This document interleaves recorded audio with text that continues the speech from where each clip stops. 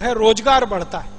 विदेशी कंपनी आती है तो पहला तर्क दिया पूंजी आती है, दूसरा तर्क दिया टेक्नोलॉजी आती है, तीसरा तर्क दिया एक्सपोर्ट बढ़ता है देश का, और चौथा तर्क दिया रोजगार बढ़ता है। तीन तर्क तो मैंने बता दिए कितने झूठे हैं। चौथा तर्क सरकार का उससे भी बड़ा झूठ है, रोजगार बढ़ता है। मैं आपको दो चार उदाहरण दूं। बाटा नाम की कंपनी आई, उसके पहले इस देश के हर गांव में मोची जूते बनाते थे, चप्पल बनाते थे, सुंदर जूते सुंदर चप्पल, और गांव गांव में बेचे जाते थे। करोड़ों मोची रोजगार में लगे हुए थे।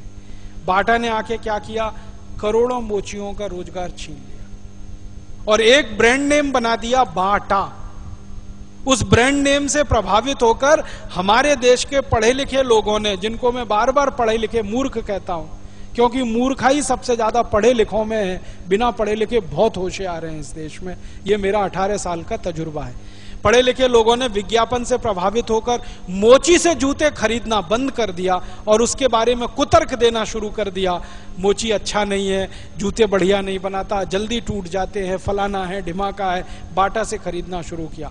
आज बाटा के हिंदुस्तान में लाखों कस्टमर हैं। वो सारे कस्टमर पहले भारत के मोचियों के कस्टमर थे, वो अब बाटा के कस्टमर हो गए। तो करोड़ों मोचियों का रोजगार खत्म कर दिया इस बाटा कंपनी। पता है, जो मोची पहले जूता बनाकर बेचते थे, अब वो जूते की रिपेयरिंग करते हैं। आपका फटा हुआ जूता सिलते हैं, पहले वो जूता बनाते थे, कारीगर थे वो इस देश के। अब जूता सिलने वाले रिपेयर बन के रह गए हैं। उनकी इतनी बेइज्जती हमने इस देश में की है। लाखों मोची बर्बाद हो गए बाटा के चक्कर में। एक और उदाहरण दूं, कुछ विदेशी कंपनियों ने पानी के ग्लास लाए प्लास्टिक के। वो पानी के गिलास इस देश में आए विदेशी टेक्नोलॉजी के। उसके पहले इस देश में पानी पीने के लिए मिट्टी का कुल्हड़ बनता था, जो हमारे देश में गांव गांव में इस्तेमाल होता था, और हर गांव में 3-4 कुम्हार होते थे जो इस काम में लगे रहते थे। कोई कोई गांव में 8-10 कुम्हार होते थे। मुझे मेरे गांव का मालूम है, मेरे गांव में 4 कुम्हार थे, चारों बेकार हो गए।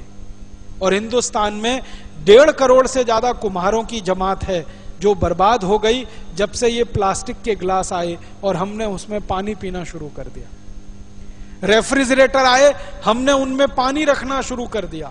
वाटर कूलर आए, हमने उसमें पानी ठंडा करना शुरू कर दिया। मोची जो घड़ा बनाते थे और घड़ा बेचते थे, मिट्टी के घड़े का पानी हम गर्मियों में पिया करते थे, वो सब अब धीरे धीरे खत्म हो गए। इसी तरह से एक विदेशी कंपनी आई, रेडीमेड गारमेंट्स उसने बनाने शुरू किए, नाइकी, और एक है एडिडास, एक है प्यूमा और एक है बटरफ्लाई। रेडीमेड गारमेंट्स आ गए, लाखों दर्जी बर्बाद हो गए इस देश के, जो गांव गांव में कपड़े सिला करते थे, बेचा करते। अब मुश्किल क्या हो रही है, दर्जी की सिलाई के बराबर के दाम पर सिली हुई शर्ट मिल जाती है। यह स्थिति हो गई है।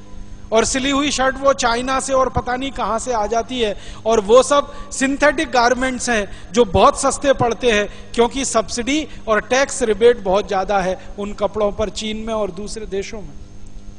दर्जियों का रोजगार खत्म हो रहा है, मोचियों का रोजगार, कुम्हारों का रोजगार खत्म हो रहा है, लोहारों का रोजगार खत्म हो रहा है। और बड़ी बड़ी विदेशी कंपनियों ने आकर, एक विदेशी कंपनी ने आकर दिया सलाई बनाना शुरू कर दिया, माचिस।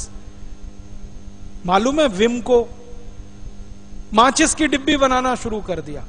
जो माचिस हमारे घर घर में बनती थी, वो विदेशियों ने बनाना शुरू कर। कुछ विदेशी कंपनियों ने मोमबत्ती के चक्कर में अगरबत्ती बना, अगरबत्ती, मोमबत्ती।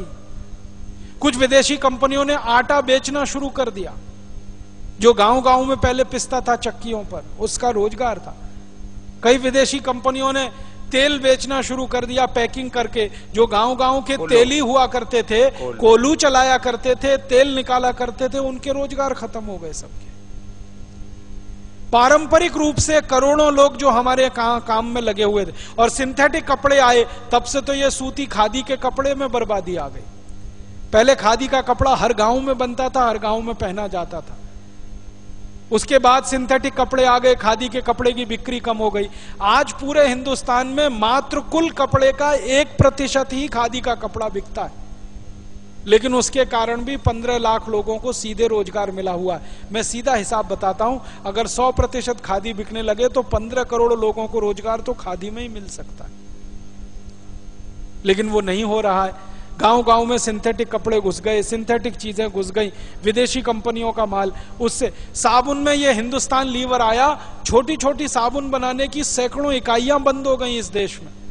मैं आपको ये मेरठ से हरिद्वार के बीच की कहानी सुनाता हूं, सॉरी मैं हरिद्वार से दिल्ली के बीच में आज से 40 साल पहले तक, 30 साल पहले तक साबुन बनाने की 6000 से ज्यादा फैक्ट्रियां थी। मेरठ अकेले शहर में साबुन बनाने की लगभग 750 से ज्यादा यूनिटें थी। मेरठ अकेले शहर, सब खत्म हो गई धीरे। दिल्ली में हजारों इकाइयां थी, घर घर में साबुन बनता था, जमता था, सब खत्म हो गया जब से विदेशी कंपनियों का साबुन आ गया इस देश में। तो रोजगार बढ़ता नहीं है। वो साबुन की क्वालिटी वही है, बल्कि अच्छी थी। हाँ। लोग कहते हैं ना इनकी क्वालिटी बहुत अच्छी होती है, तो ये भी इनके क्वालिटी का बहुत बड़ा भ्रम है। लोगों को बहुत बड़ा भ्रम ये हो गया है कि विदेशी कंपनियों के माल में क्वालिटी ज्यादा है, इसलिए लोग उसे खरीदते हैं। मैं आपको कई विदेशी कंपनियों के माल की केमिकल एनालिसिस रिपोर्ट प्रस्तुत कर सकता हूं, जो हमने लेबोरेटरी चेक कराया, कोई क्वालिटी नहीं है उनके माल, घटिया से घटिया क्वालिटी का माल वो बेच रहे हैं। मैं नाम लेके बताऊं, एक अमेरिकन कंपनी है जिसका नाम है कॉलगेट पामोलिव, टूथपेस्ट बेचती है। मैं लोगों से बहुत बार पूछता हूं, आप कॉलगेट का टूथपेस्ट क्यों करते हैं? तो सब एक ही स्वर में कहते हैं इसमें क्वालिटी है। तो फिर मैं पूछता हूं अच्छा क्या क्वालिटी है? तो कहते हैं इसमें झाग बहुत बनता है। तो फिर मैं कहता हूं झाग तो रिन में भी बनता है, एरियल में भी बनता है। झाग तो शेविंग क्रीम में सबसे ज्यादा बनता है, तो शेविंग क्रीम से ही दांत साफ कर लिया करो अगर झाग ही चाहिए तुम्हें। ये पढ़े लिखे मूर्खों के उत्तर हैं। बिना पढ़ा लिखा आदमी ऐसा उत्तर नहीं देगा। जो एजुकेटेड इडियट है वो इस तरह का। और ये उत्तर मुझे पता है कहां मिला? दिल्ली यूनिवर्सिटी में मैं एक लेक्चर कर रहा था डिपार्टमेंट ऑफ मैथमेटिक्स में, वहां के एक प्रोफेसर ने उत्तर दिया कि जी कॉलगेट में बहुत अच्छी क्वालिटी है, झाग बहुत बनता है। तो मैंने कहा प्रोफेसर साहब, आप डेंटल क्रीम से दांत क्यों नहीं साफ कर लेते? शेविंग क्रीम से दांत क्यों नहीं साफ कर लेते? एरियल से दांत क्यों नहीं साफ कर लेते? सबसे ज्यादा झाग तो उसी में बनता है। तो एकदम चुप प्रोफेसर। फिर उसने मुझे कहा अच्छा आप ही बताइए क्वालिटी क्या होती है? मैंने कहा प्रोफेसर साहब, आप मैथमेटिक्स के प्रोफेसर होके अगर ये नहीं जानते कि क्वालिटी क्या होती है तो क्यों चिल्लाते हैं कि ये क्वालिटी होती है? जब मालूम ही नहीं है तो कहो ना हमको नहीं मालूम क्वालिटी क्या होती है, हम तो विज्ञापन देख के ये सामान खरीद लाते हैं। मैंने उनको समझाया कि कॉलगेट टूथपेस्ट बनता किस चीज से है, उसकी क्वालिटी क्या है, ये समझने की बात है। तो उनका हाँ बताइए। तो मैंने उनको बताया, वो मैथमेटिक्स के थे, थोड़ा केमिस्ट्री भी जानते थे। केमिस्ट्री में एक केमिकल होता है, उसका नाम है सोडियम लॉरेल सल्फेट, उससे कॉलगेट बनता है। क्योंकि सोडियम लॉरेल सल्फेट डाले बिना किसी भी टूथपेस्ट में झाग पैदा नहीं हो सकता। और सोडियम लॉरेल सल्फेट का आप देख लीजिए, आप में से थोड़े भी केमिस्ट्री पढ़े हुए लोग हैं तो केमिस्ट्री की डिक्शनरी में सोडियम लॉरेल सल्फेट देखिए, उसके सामने लिखा हुआ है पॉइजन, जहर है। 0.05 मिलीग्राम मात्रा में शरीर में चला जाए तो कैंसर कर देता है, और वो कॉलगेट में भरपूर मात्रा में मिलाया जाता है। और आपको एक जानकारी दूं, अमेरिका और यूरोप के देशों में कॉलगेट जब बेचा जाता है ना, तो उस पर अंग्रेजी भाषा में चेतावनी लिखनी पड़ती है कॉलगेट के पेस्ट पर।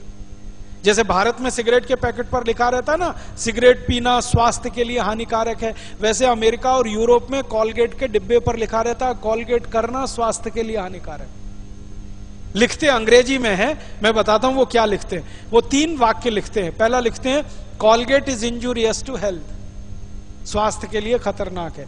दूसरा वाक्य लिखते हैं please keep out this Colgate from the reach of the children below 6 years. माने 6 साल से कम उम्र के बच्चे को ये पेस्ट नहीं देना। क्यों? बच्चे चाट लेते हैं उसको, और उसमें कैंसर करने वाला केमिकल है, इसलिए कहते हैं बच्चों को नहीं देना ये टूथपेस्ट।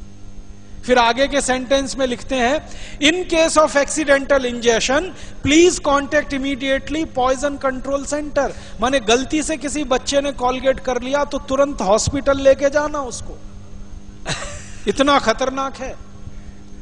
और तीसरा सेंटेंस लिखते हैं if you are a adult then take the paste on your brush only in pea size. मतलब क्या है? अगर आप बड़े आदमी हैं तो अपने ब्रश पर बिल्कुल थोड़ी मात्रा में, चने या मटर के दाने से आधी मात्रा में ही कॉलगेट लेना, क्योंकि कार्सिनोजेनिक है, कैंसर